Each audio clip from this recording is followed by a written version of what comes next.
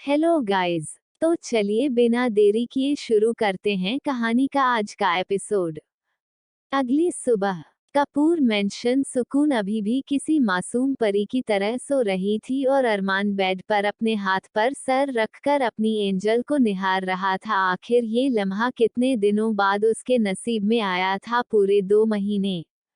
अरमान के अलावा शायद ही कोई उसे बता सकता था कि ये 2 महीने अरमान के लिए 2 जन्म की तरह बीते थे। अरमान ने कितनी मुश्किल से खुद को इंडिया आने से रोका हुआ था, ये सिर्फ अरमान ही जानता था, पर अब उसकी कोशिश जवाब दे चुकी थी। उसने डिसाइड कर लिया था कि वो सुकून को अपने साथ लेकर लंदन जाएगा और वहां पर ही उसकी सारी ट्रेनिंग करवाएगा। सुबह के करीब 9 बजे आयशा जी सुकून के रूम के पास आ चुकी थी, क्योंकि वह जानती थी कि उनकी नन्ही शहजादी उनके उठाए बिना नहीं उठने वाली, इसलिए वह सुकून को उठाने के लिए उसके कमरे की तरफ जा रही थी। जैसे ही उन्होंने कमरे का दरवाजा खोलने की कोशिश की, कमरा अंदर से लॉक था। ये देखकर उन्हें हैरानी हुई। उन्होंने फिर से कमरा खोलने की कोशिश की, कमरा अभी भी लॉक था। तभी उन्होंने अपने छल्ले से, जिसमें सभी कमरों की एक्स्ट्रा कीज थी, उसे निकालकर रूम को अनब्लॉक किया। जैसे ही उन्होंने कमरे का दरवाजा खोलने की कोशिश की, कमरा अंदर से लॉक था। ये देखकर उन्हें हैरानी हुई। उन्होंने फिर से कमरा खोलने की कोशिश की, कमरा अभी भी लॉक था। तभी उन्होंने अपने छल्ले से, जिसमें सभी कमरों की एक्स्ट्रा कीज थी, उसे निकालकर रूम को अनब्लॉक किया। रूम में उन्होंने जो देखा, उनकी आंखें बड़ी बड़ी हो गई। फिर उन्होंने खुद को शांत किया और एक मुस्कुराहट के साथ धीरे से कहा, अरमान आपका बाय बेटा। अरमान, जिसकी नज़र अभी तक सिर्फ सुकून पर थी और वह प्यार से सुकून को निहार रहा था, किसी के डिस्टर्ब करने की वजह से उसे काफी गुस्सा आया, और जैसे ही उसने आयशा जी की आवाज सुनी, उसके चेहरे के भाव नॉर्मल हो गए। क्योंकि वह आयशा जी को भी अपनी माँ ही मानता था। जब से सुकून उसकी लाइफ में आई थी, आयशा जी ने उसे दिल से अपना बेटा माना था। ये बात और अरमान भी जानता था, इसलिए वह भी उन्हें अपनी माँ की तरह ही सम्मान देता था। भले ही उसे अपनी माँ से कोई मतलब नहीं था, पर वह माँ शब्द का मतलब जानता था। अरमान ने मुस्कुराते हुए कहा, रात को अरमान की बात सुनकर आयशा जी धीरे कदमों से चलती हुई अंदर आई और अरमान के सर पर हाथ फेर कर, बेटा हमने आपको बहुत मिस किया, क्या आपको हमारी एक बार भी याद नहीं आई? अरमान ने उनका हाथ पकड़कर प्यार से उनके हाथों पर किस करते हुए कहा, आपकी बहुत याद आई माँ। आयशा जी ने मुस्कुराते हुए उसके माथे को चूमा और कोई बात नहीं, अभी आप जल्दी से रेडी होकर नीचे आ जाओ, मैं नाश्ता लगा रही हूँ, आप प्रिंसेस को भी ले आना। इतना कहकर आयशा जी चली गई। अरमान ने उनका हाथ पकड़कर प्यार से उनके हाथों पर किस करते हुए कहा, आपकी बहुत याद आई माँ। आयशा जी ने मुस्कुराते हुए उसके माथे को चूमा और कोई बात नहीं, अभी आप जल्दी से रेडी होकर नीचे आ जाओ, मैं नाश्ता लगा रही हूँ, आप प्रिंसेस को भी ले आना। इतना कहकर आयशा जी चली गई। आयशा जी अच्छे से जानती थी कि अगर अरमान सुकून के पास है तो सुकून को दुनिया में किसी और की जरूरत नहीं है, और इस बात से वह काफी खुश थी कि उनका फ्यूचर दामाद उनकी बेटी की कितनी ज्यादा केयर करता है। आखिर कौन से माँ बाप खुश नहीं होंगे कि उनसे भी ज्यादा कोई उनकी बेटी से प्यार करता है। हमारी मासूम परी की नींद सुबह करीब 9:30 बजे खुली। अंगड़ाई लेते हुए बेड पर उठकर बैठ गई और अपने हाथों से अपनी प्यारी प्यारी आंखों को मिलने लगी। अरमान अपनी एंजल की यह प्यारी प्यारी हरकतें देख रहा था। इन्हीं सब चीजों को तो उसने इन 2 महीनों में मिस किया था। अपनी एंजल का रूठना मनाना, प्यार से कंप्लेन करना, मासूमियत दिखाकर कोई भी बात मनवाना, सब अरमान ने हद से ज्यादा मिस किया था। और वह अपनी एंजल की यह प्यारी हरकतें अपने जहन में बसा लेना चाहता था, जिससे उसे सुकून मिल रहा था। सच ही तो था, यही लड़की थी जिसकी वजह से अरमान जीना सीखा था, जिसकी वजह से अरमान का दिल धड़कता था। वही सुकून ने अपनी आंखें मिली और अपनी नज़र इधर उधर घुमाकर देखा, तभी उसे बेड पर अपने हाथों पर सर टिकाकर लेटा अरमान दिखाई दिया, जो उसे ही देख रहा था। सुकून को ये सपना लगा, इसलिए उसने क्यूट सा पाउट बनाकर अरमान को देखकर कहा, मिस्टर हैंडसम, हम आपसे गुस्सा है। जिसकी वजह से अरमान का दिल धड़कता था। वही सुकून ने अपनी आंखें मिली और अपनी नज़र इधर उधर घुमाकर देखा, तभी उसे बेड पर अपने हाथों पर सर टिकाकर लेटा अरमान दिखाई दिया, जो उसे ही देख रहा था। सुकून को ये सपना लगा, इसलिए उसने क्यूट सा पाउट बनाकर अरमान को देखकर कहा, मिस्टर हैंडसम, हम आपसे गुस्सा है। आपने रात को हमें कॉल नहीं किया और अभी आप हमें सपने में दिख रहे हो। अरमान ने कोई रिएक्शन नहीं दिया, क्योंकि वह जानता था कि उसकी यह नन्ही शैतान अभी सपना समझकर उससे बातें कर रही है, इसलिए वह जानना चाहता था कि सुकून उससे ही उसकी कौन सी शिकायत कर रही है। सुकून ने मासूमियत से कहा, हम आपसे 2 दिन तक बात नहीं करेंगे। और आपने हमारी जगह दूसरी एंजल ढूंढने की कोशिश की तो हम आपका सर फोड़ देंगे और उस दूसरी एंजल को डायन बनाकर उसे नदी में फेंक देंगे। सुकून ये सब बहुत एटीट्यूड से कह रही थी। अरमान की आईब्रो उचक गई। क्या कहा इस लड़की ने, दूसरी एंजल? इसने सोचा भी कैसे कि इसके अलावा उसकी जिंदगी में कोई और लड़की आ सकती है। अरमान ने खुद से कहा, ना इस जिंदगी में ना अगली जिंदगी में, सिर्फ एक ही लड़की उसकी जिंदगी में आएगी और वह होगी उसकी एंगल। अरमान ने झटके से सुकून को बाजू से पकड़कर अपने ऊपर खींच लिया। सुकून, जो बेचारी अरमान के साथ अरमान की ही शिकायत कर रही थी, वह अचानक से अरमान के ऊपर गिर गई। जैसे ही उसे अरमान की बॉडी फील हुई, उसने अपनी बड़ी बड़ी आंखों को और बड़ा करते हुए कहा, मिस्टर हैंडसम आप हो। अरमान ने झटके से सुकून को बाजू से पकड़कर अपने ऊपर खींच लिया। सुकून, जो बेचारी अरमान के साथ अरमान की ही शिकायत कर रही थी, वह अचानक से अरमान के ऊपर गिर गई। जैसे ही उसे अरमान की बॉडी फील हुई, उसने अपनी बड़ी बड़ी आंखों को और बड़ा करते हुए कहा, मिस्टर हैंडसम आप हो। अरमान ने बदले में उसके गाल पर वाइट करते हुए कहा, तुम्हें क्या लगता है एंजल वही अरमान सच में यहाँ है? ये सुनकर सुकून खुशी के मारे बेड पर कूदने लगी। उसने खुशी से अरमान को कस के गले लगाया और उसके सीने पर सर रखकर सुबकने लगी।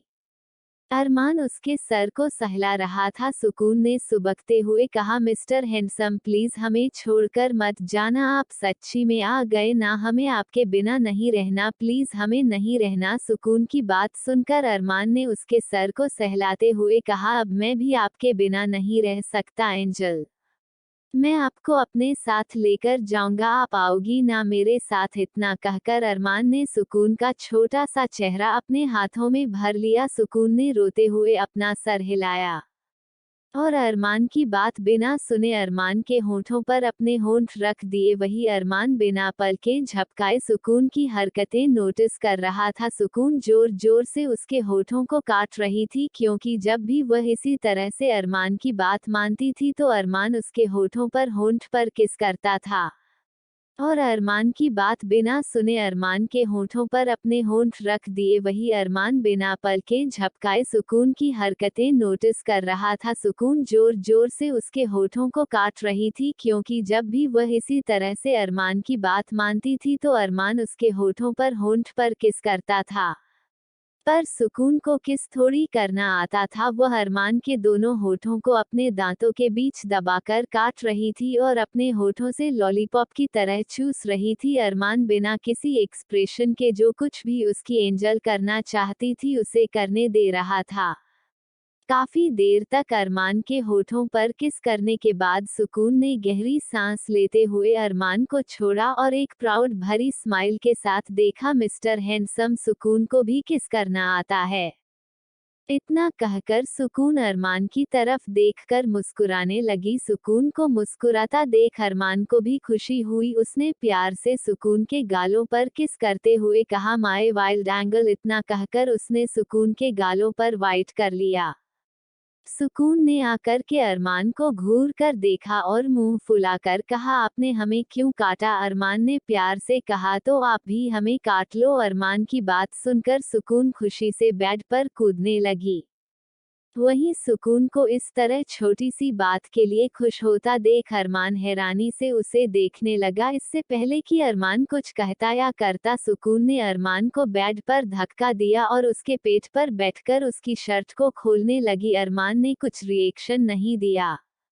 वहीं सुकून को इस तरह छोटी सी बात के लिए खुश होता देख अरमान हैरानी से उसे देखने लगा। इससे पहले कि अरमान कुछ कहता या करता, सुकून ने अरमान को बेड पर धक्का दिया और उसके पेट पर बैठकर उसकी शर्ट को खोलने लगी। अरमान ने कुछ रिएक्शन नहीं दिया, क्योंकि वह जानता था कि अगर सुकून कुछ करना चाहती हैं तो वो हरकत जरूर और जरूर थी। अरमान चुपचाप बैठ पर अपने सर के पीछे दोनों हाथ रखकर सुकून की हरकतें देख रहा था।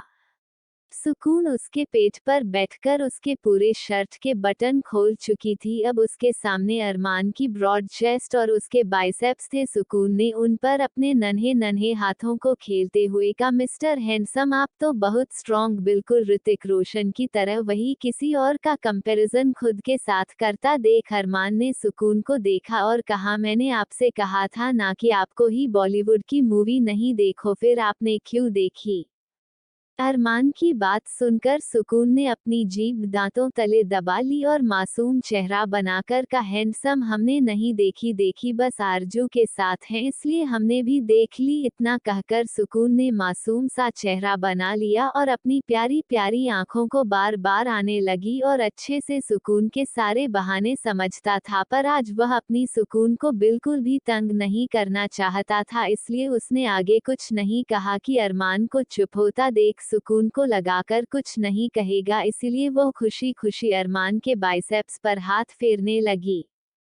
अरमान की बात सुनकर सुकून ने अपनी जीभ दांतों तले दबा ली और मासूम चेहरा बनाकर कहा, हैंडसम, हमने नहीं देखी, बस आरजू के साथ हैं इसलिए हमने भी देख ली। इतना कहकर सुकून ने मासूम सा चेहरा बना लिया और अपनी प्यारी प्यारी आंखों को बार बार आने लगी और अच्छे से सुकून के सारे बहाने समझता था, पर आज वह अपनी सुकून को बिल्कुल भी तंग नहीं करना चाहता था, इसलिए उसने आगे कुछ नहीं कहा कि अरमान को चुप होता देख सुकून को लगाकर कुछ नहीं कहेगा, इसीलिए वो खुशी खुशी अरमान के बाइसेप्स पर हाथ फेरने लगी।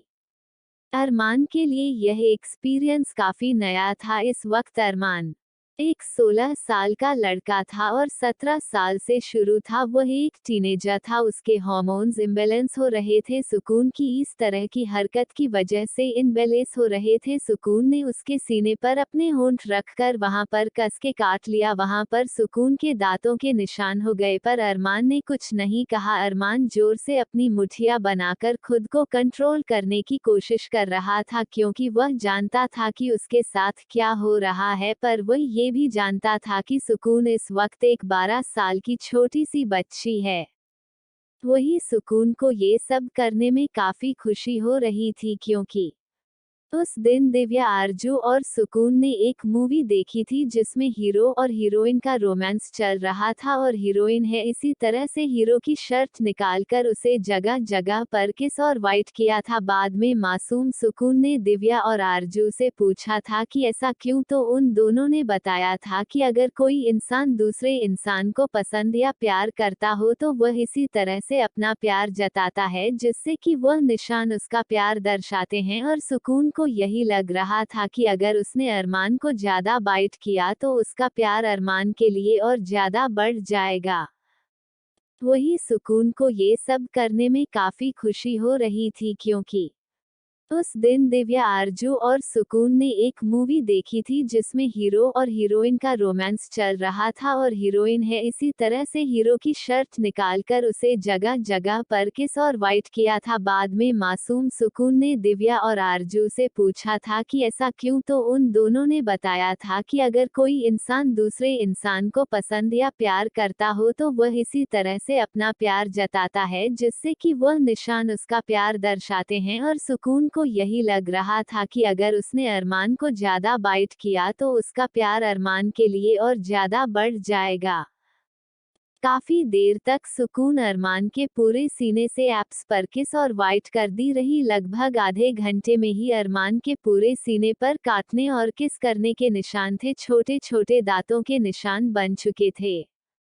अरमान के माथे पर पसीना आ चुका था। अरमान ने खुद को कंट्रोल किया और अपनी गहरी आवाज में कहा, एंजल स्टॉप। वही अरमान को इस तरह देखकर सुकून को लगा कि उसने ज्यादा जोर से काट दिया होगा, इसलिए अरमान को दर्द हो रहा होगा। ये सोचकर वह अरमान के पेट से उठ गई। सुकून के उठते ही अरमान भी उठकर बैठ गया और उसने कसकर सुकून को गले लगा लिया। अरमान खुद को कंट्रोल करने की कोशिश कर रहा था। आज पहली बार उसके साथ ऐसा कुछ हो रहा था। आज से पहले उसके साथ ऐसा कुछ भी नहीं हुआ था। काफी देर तक सुकून को गले लगाने के बाद वह शांत हो गया। फिर उसने सुकून के दोनों गालों पर किस करते हुए कहा, my wild angel. Joshi mention में सुबह जैसे ही दिव्या की आंखें खोली और उसने अपने सामने आहिल को देखा, तब से वह आहिल से बंदर के बच्चे की तरह चिपकी हुई थी। आहिल बार बार उसे कह रहा था कि वह अब उसे छोड़कर नहीं जाएगा, पर दिव्या थी कि मानने को तैयार ही नहीं थी। सुबह जैसे ही दिव्या की आंखें खोली और उसने अपने सामने आहिल को देखा, तब से वह आहिल से बंदर के बच्चे की तरह चिपकी हुई थी। आहिल बार बार उसे कह रहा था कि वह अब उसे छोड़कर नहीं जाएगा, पर दिव्या थी कि मानने को तैयार ही नहीं थी। आखिर में आहिल ने थक हार कर उसे कहा कि वह दिव्या को अपने साथ लंदन ही पढ़ने के लिए लेकर जाने वाला। ये सुनकर दिव्या खुशी के मारे आहिल के पूरे चेहरे को चूमने लगी।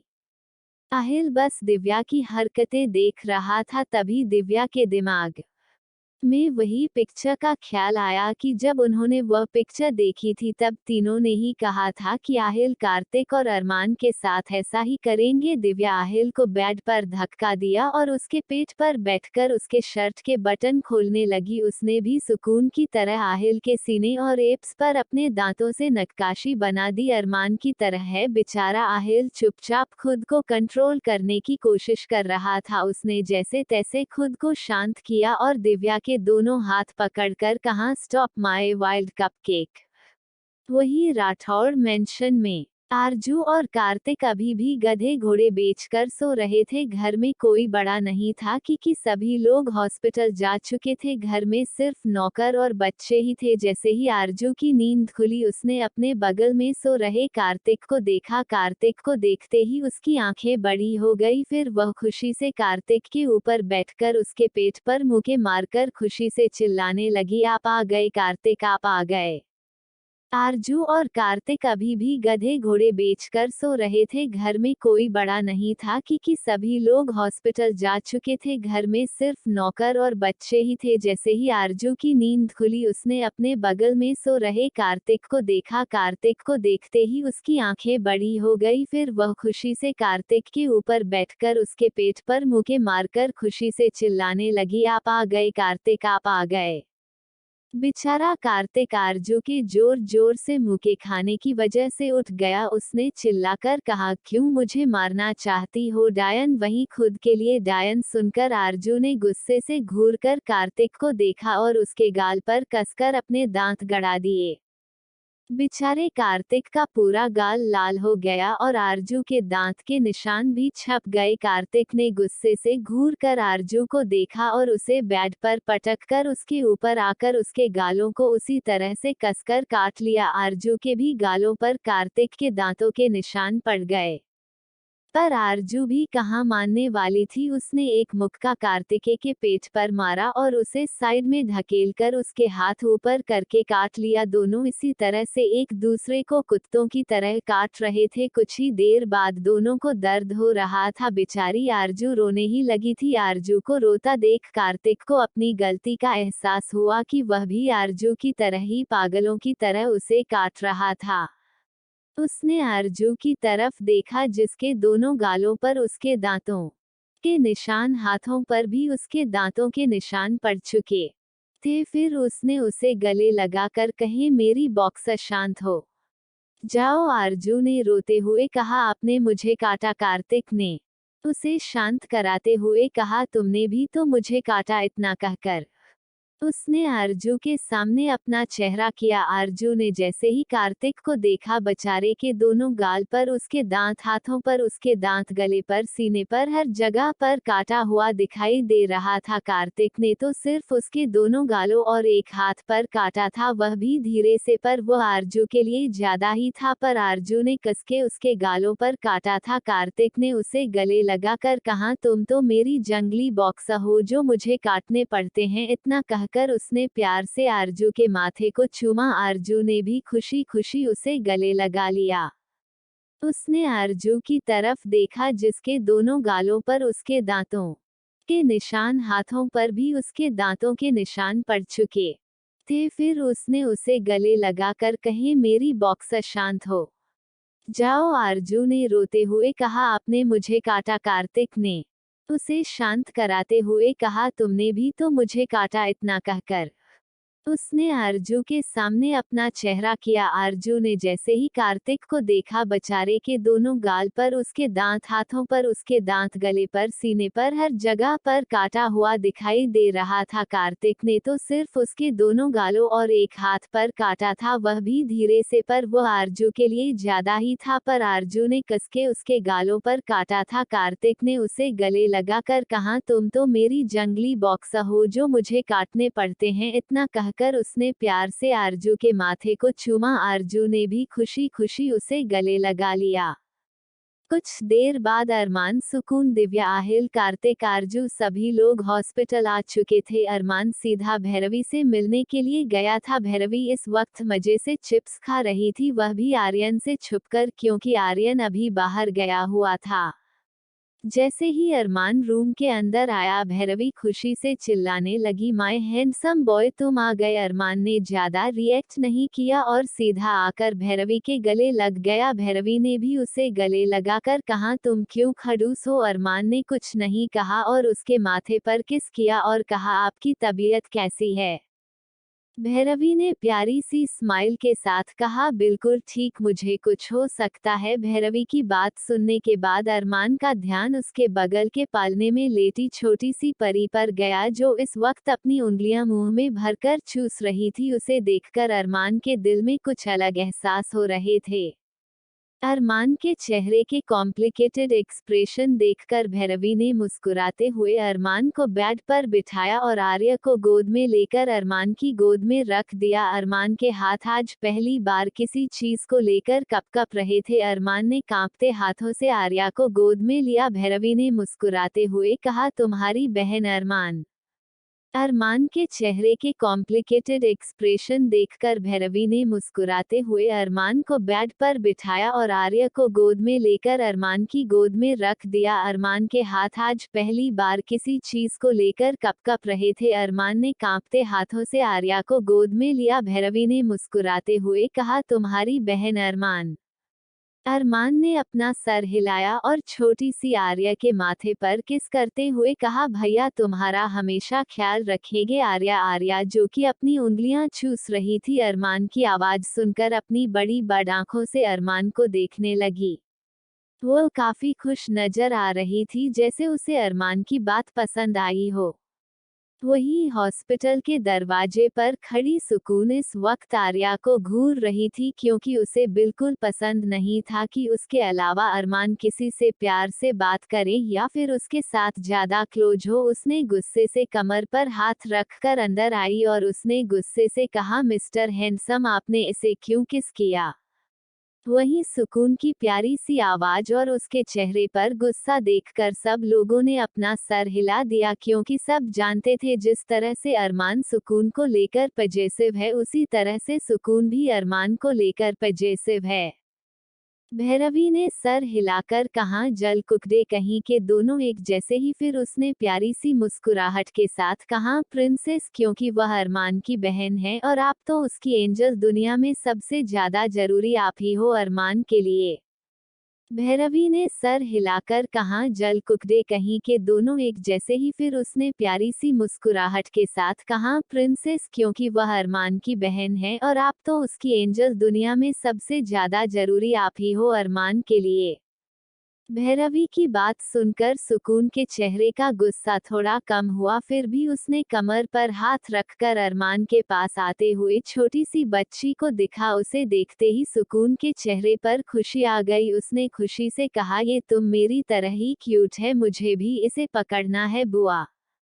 उसकी बात सुनकर भैरवी ने मुस्कुराते हुए अपने पास बिठाया और उसकी गोद में आर्या को देखकर कहा, पकड़ो इसे। आर्या को पकड़ते ही सुकून दे खुशी से कहा, ये कितनी क्यूट है बुआ। पर सुकून से कम सुकून की बात सुनकर कमरे में मौजूद सब लोग हंसने लगे और अरमान ने मन ही मन कहा, जैसा मैं चाहता था आप बिल्कुल वैसे ही बन रही हो। एंगल मेरे लिए पजेसिवनेस आपकी मुझे इससे भी ज्यादा चाहिए। इतना कहकर अरमान मन ही मन कुछ सोचने लगा।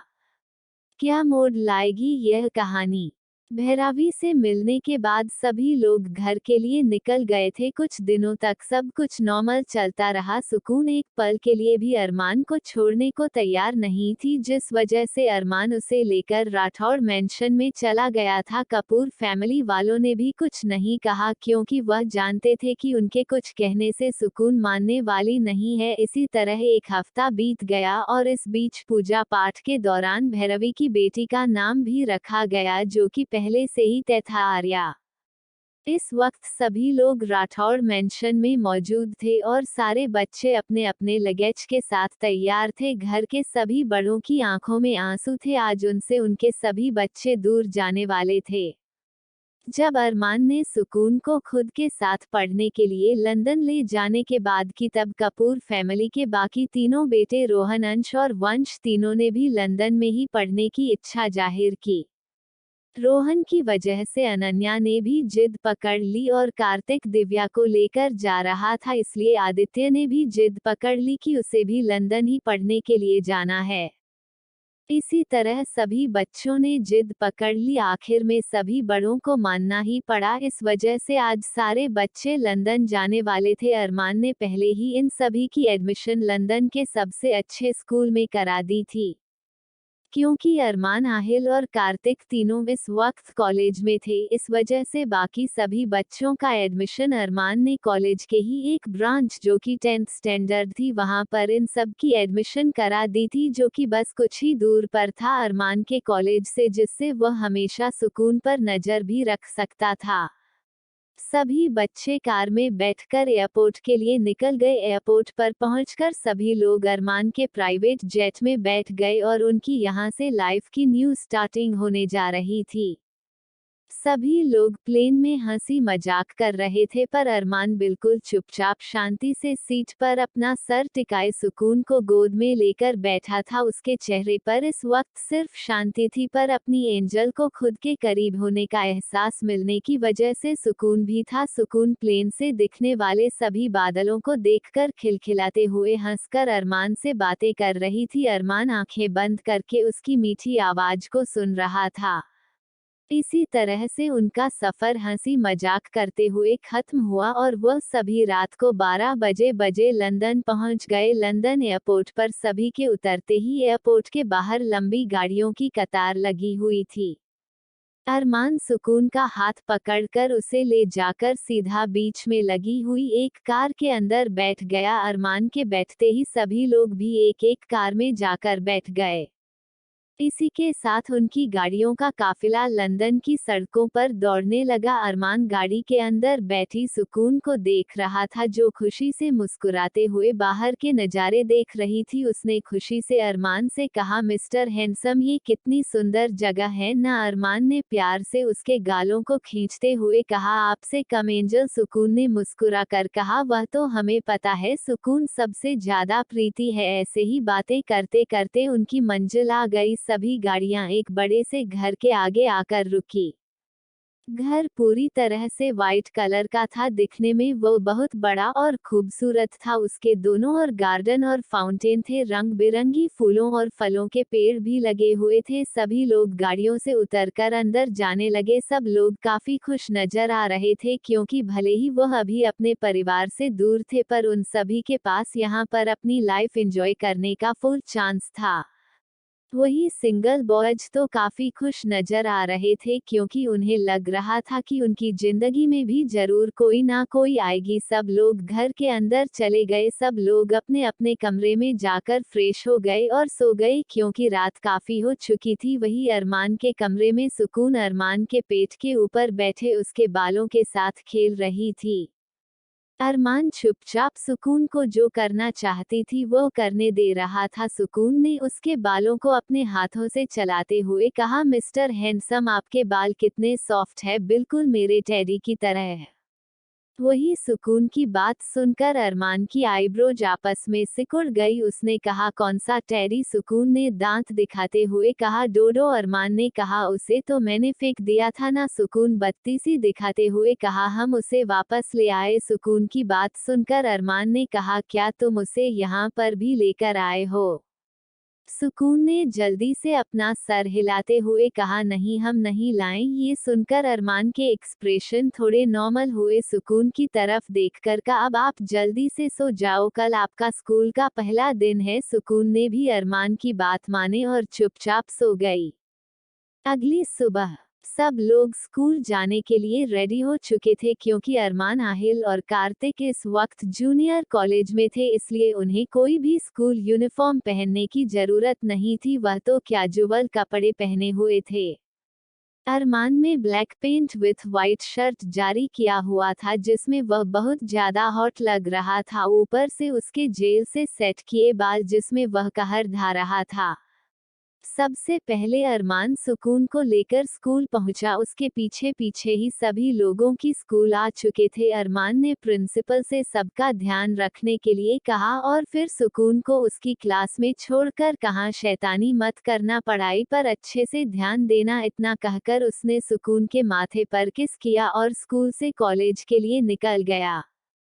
इसी तरह से दिन बीत रहे थे। सुकून हर रोज स्कूल जाती है और इसी के साथ अरमान ने सुकून को कई सारी ट्रेनिंग भी दिलवाना शुरू कर दी थी। अब सुकून पहले से काफी ज्यादा स्ट्रांग हो चुकी थी, पर फिर भी उसकी बॉडी दिखने में बिल्कुल रुई की तरह ही थी। उसे देखकर कोई भी नहीं कह सकता था कि सुकून इतनी ज्यादा स्ट्रांग होगी, पर अब सुकून एक साथ कई लोगों को आसानी से पीट सकती थी।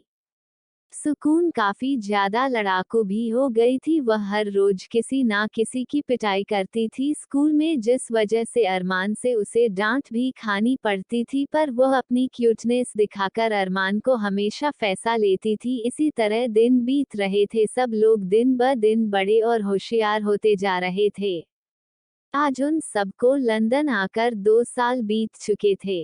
एक बार मैं आप सबको उम्र बता देती हूँ। अरमान 18 साल, आहिल 18 साल, कार्तिक 18 साल, अंश, वंश और आदित्य 17 साल, रेहान, राहिल, रोहन, अनन्या, काव्या, कीर्ति 16 साल, सुकून, आरजू, दिव्या 14 साल। इस वक्त लंदन इंटरनेशनल स्कूल, जहां पर 9th क्लास के बच्चे बैठे हुए थे, उस क्लास में एक लड़की जिसने रेड और वाइट कलर का कॉम्बिनेशन वाला स्कूल यूनिफॉर्म पहना हुआ था, वह टेबल पर चढ़कर हाथों में बोतल लेकर उसे माइक की तरह यूज करके जोर शोर से गाना गा रही थी और सभी लड़के लड़कियां उसे जोर जोर से चीयर अप कर रहे थे। कॉमन सुकून, कॉमन सुकून। वो लड़की अपनी मीठी सी आवाज में रॉकस्टार की तरह गा रही थी। मुझको क्या हुआ है? क्यों मैं खो गई हूँ? पागल थी मैं पहले, या अब हो गई हूँ? इतना कहकर वह अदा से अपने बालों को झटकने लगी। बहकी है निगाहें और बिखरे हैं बाल। तुमने बनाया क्या यह अपना यह हाल?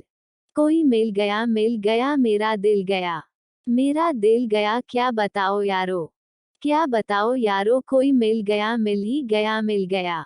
सभी बच्चे क्लास में खड़े होकर कागज उड़ाकर एक दूसरे को फेंक पर सुकून के साथ गा रहे थे। पूरी क्लास इस वक्त किसी चिड़ियाघर से कम नहीं लग रही थी, पर यह बात सच थी कि सुकून की आवाज किसी सुरीली कोयल की तरह थी, जिसे सुनकर हर किसी के दिल में सच में सुकून महसूस होता था।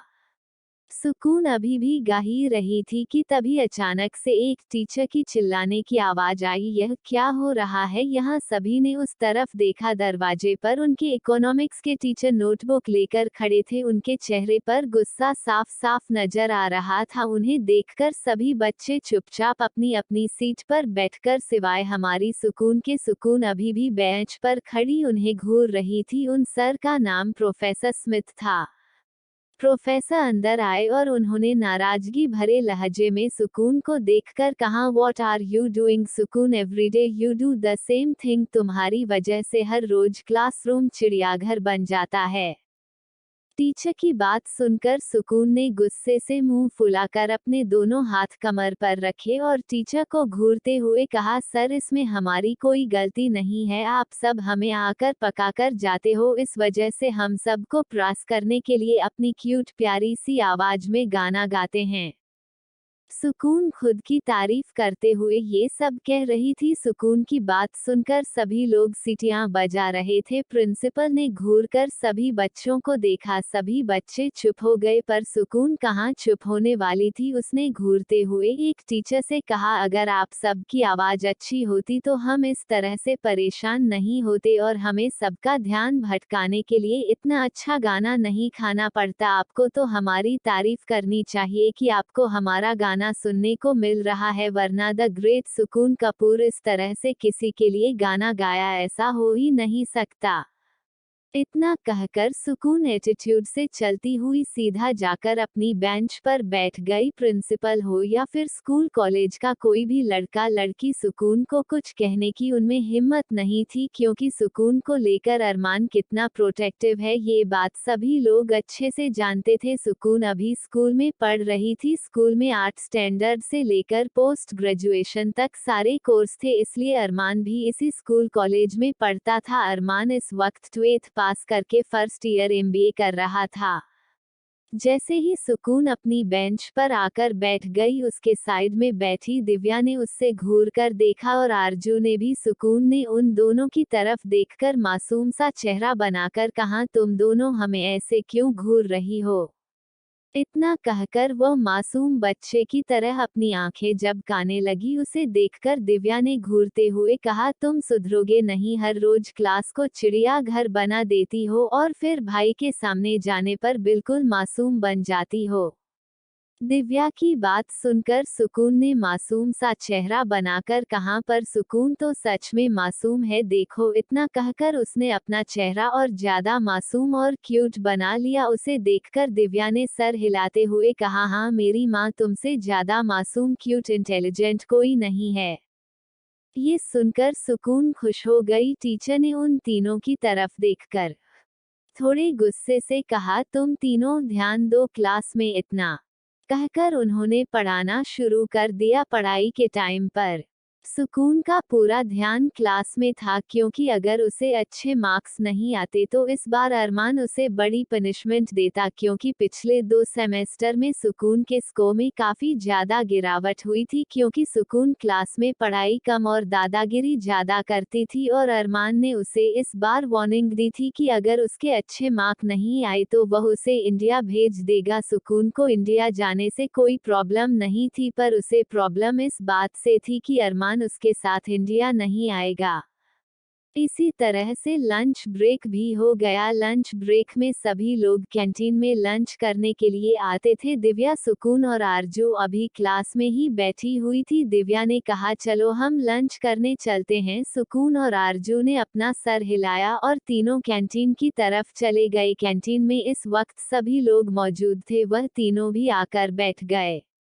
सुकून हमेशा की तरह जाकर सीधा अरमान की गोद में बैठ गए। अब स्कूल कॉलेज के सभी लोगों को इस बात की आदत हो चुकी थी। सुकून के बैठते ही अरमान ने उसके सर को सहलाते हुए कहा, बताओ आज क्या किया तुमने। सुकून ने मासूम सा चेहरा बनाकर कहा, हमने कुछ भी नहीं किया। अरमान ने सुकून को घूरते हुए कहा, और क्लास में गला फाड़ फाड़ कर कौन चिल्ला रहा था।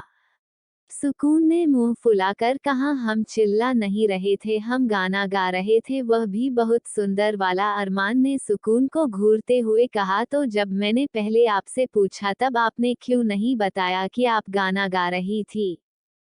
सुकून ने मासूम सा चेहरा बनाकर कहा, वह हमें लगा कि आप हमें डांट दोगे। अरमान ने उसे घूरते हुए कहा, तो अब नहीं डालूंगा। सुकून ने चुपचाप अपना चेहरा झुका लिया। अरमान ने उसका चेहरा ऊपर उठाकर कहा, पहले आप लंच कर लो, आपकी पनिशमेंट आपको घर जाने के बाद मिलेगी। सुकून ने मासूम सा चेहरा बनाकर कार्तिक की तरफ देखा, जो चुपचाप अपना लंच खा रहा था। उसने धीरे से कहा। भैया। कार्तिक ने सुकून की तरफ देखा और कहा, सॉरी प्रिंसेस, आप तो जानती हो ना, इस राक्षस के आगे किसी की नहीं चलती, आपके क्यूट से भैया की भी नहीं। कार्तिक की बात सुनकर आरजू ने कसकर एक लात कार्तिक को मारी। आरजू की लात कार्तिक इतनी जोर से लगी थी कि बेचारा दर्द से कराने लगा, पर सबने उन दोनों को इग्नोर किया क्योंकि यह उन दोनों का हमेशा का ही था। सबने अपना लंच कंप्लीट किया और वापस अपने अपने क्लास में चले गए। शाम को सभी लोगों की क्लास खत्म होने के बाद सब लोग कार में बैठकर घर के लिए निकल गए।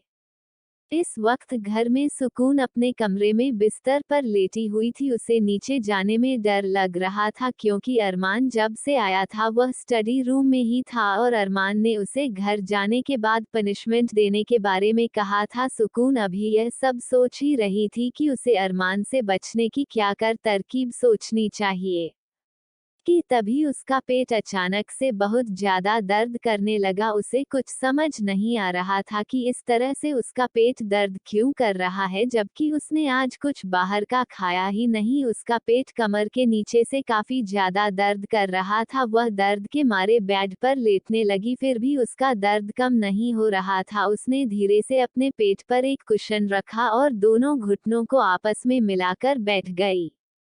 फिर भी दर्द कम होने का नाम नहीं ले रहा था। दर्द के कारण उसका चेहरा पीला पड़ रहा था और उसके माथे पर पसीने की बूंदें आ गई थी। सुकून को अब रोना आ रहा था। उसने धीरे से रोते हुए कहा, हमारा पेट बहुत ज्यादा दर्द कर रहा है। मिस्टर हैंडसम, आप कहाँ हो? वही बड़ी हिम्मत करके सुकून बेड से खड़ी हुई। बेड शीट पिंक कलर की थी। जैसे ही सुकून खड़ी हुई उसने देखा बेड शीट पर ब्लड लगा हुआ था। ये देखकर उसकी आंखें बड़ी बड़ी हो गई। सुकून अभी 13 साल कंप्लीट कर चुकी थी और उसे 14 साल लगकर कुछ महीने हुए थे। सुकून ने बड़ी बड़ी आंखों से उस ब्लड को देखते हुए कहा, ये क्या है? उसने फिर अपने ड्रेस को देखा जो पूरी तरह से खून से लाल हो चुका था। ये देखकर सुकून जमीन पर बैठकर जोर जोर से रोने लगी। उसने कहा, हम मरने वाले हैं। हमने पढ़ा था अगर बॉडी से ज्यादा खून निकल जाए तो इंसान मर जाता है। हम मरने वाले। इतना कहकर सुकून जोर जोर से रोने लगी।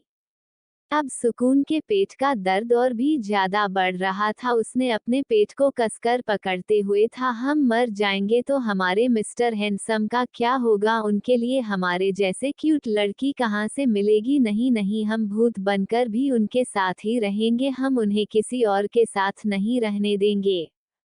इतना कहकर सुकून जोर जोर से रोने लगी। सुकून के बगल में ही अरमान का कमरा था। इनफैक्ट सुकून और अरमान का एक ही कमरा था, बस बीच में एक छोटा सा दरवाजा था जिसमें से एक कमरे से दूसरे कमरे में जाया जा सकता था और उन दोनों के कमरे के दूसरी तरफ कार्तिक का कमरा था।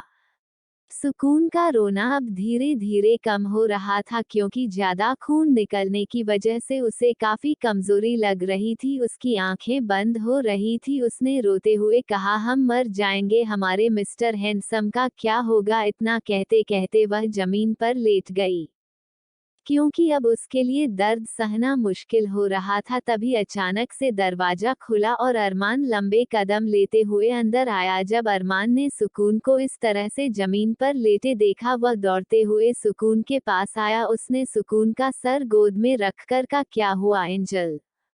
सुकून ने अपनी आधी बंद होती आंखों से अरमान की तरफ देखा और कहा, हम मरने वाले हैं मिस्टर हैंडसम। आप अपने लिए दूसरी एंजल कहां से लाओगे? वह भी हमारे जितनी क्यूट आपको कहीं नहीं मिलेगी। हम आपका पीछा नहीं छोड़ेंगे। भूत बनकर भी आप ही के साथ रहेंगे। वही सुकून की बात सुनकर अरमान ने गुस्से से चिल्लाकर कहा, तुम्हारी हिम्मत कैसे हुई मरने की बात अपने मुंह से निकालने की? इतना कहकर अरमान गुस्से से भर गया। अरमान का गुस्सा देखकर सुकून एक पल के लिए डर गई, पर फिर भी उसने जोर जोर से रोते हुए कहा, मिस्टर हैंडसम, हम मरने वाले हैं। देखो हमारी बॉडी से खून निकल रहा है। सुकून की बात सुनकर अरमान का ध्यान सुकून के कपड़ों पर गया जो पूरी तरह से खून से लाल हो चुके थे। फिर उसका ध्यान बेड पर गया जहां पर भी ब्लड लगा हुआ था। उसने सुकून से कहा, कहां से खून निकल रहा है। सुकून ने नीचे की तरफ इशारा किया। ये देखकर अरमान समझ गया कि सुकून को उसके पीरियड स्टार्ट हो चुके हैं। उसने कुछ नहीं कहा और सुकून को गोद में उठाया और सोफे पर बिठाया। सुकून अभी भी रो रही थी। अरमान ने कहा, एंजल आप चुप हो जाओ, आपके मिस्टर हैंडसम के होते हुए आपको कभी कुछ नहीं हो सकता। अरमान की बात सुनकर सुकून ने रोते हुए कहा, पर आप अपने लिए दूसरी एंजल नहीं ढूंढोगे ना? अगर हम मर गए तो? अरमान ने गुस्से से चिल्लाकर कहा, बार बार यह शब्द अपने मुंह से मत निकालो, मैंने कहा ना। अरमान ने गुस्से से बेडशीट चेंज की और सुकून को गोद में उठाकर बेड पर लेटा दिया और मैंने अपना मोबाइल निकाल कर किसी को कॉल किया और कहा, जल्दी से फीमेल डॉक्टर को लेकर घर आओ। इतना कहकर उसने कॉल डिस्कनेक्ट कर दिया। अरमान सुकून के सिरहाने बैठे और उसके सीने से लगाकर कहा, आपको कुछ नहीं हुआ है, आपको बस आपके पीरियड्स स्टार्ट हुए हैं। पीरियड्स का नाम सुनकर सुकून ने मासूमियत से अरमान से कहा, वही जो आरजू और दिव्या को भी कुछ दिन पहले आए थे, पर उन्होंने हमें नहीं बताया कि ऐसा ब्लड निकलता है। अरमान ने उसके सर को सहलाते हुए कहा, कोई बात नहीं, मैं हूं ना आपको सब बताने के लिए। अगले एपिसोड में एक नए विलन की एंट्री होने वाली है जो कि कॉलेज में सुकून को बहुत ज्यादा परेशान करेगा, पर सुकून उसका मुंह तोड़ जवाब देगी। जूरी, फाइनली मैं तुम्हारी विश पूरी करने वाली हूँ। अरमान सुकून की पीरियड्स में केयर करेगा। अगले एपिसोड में देखो। तब तक के लिए बाय बाय। प्लीज चैनल को subscribe and like comment share जरूर।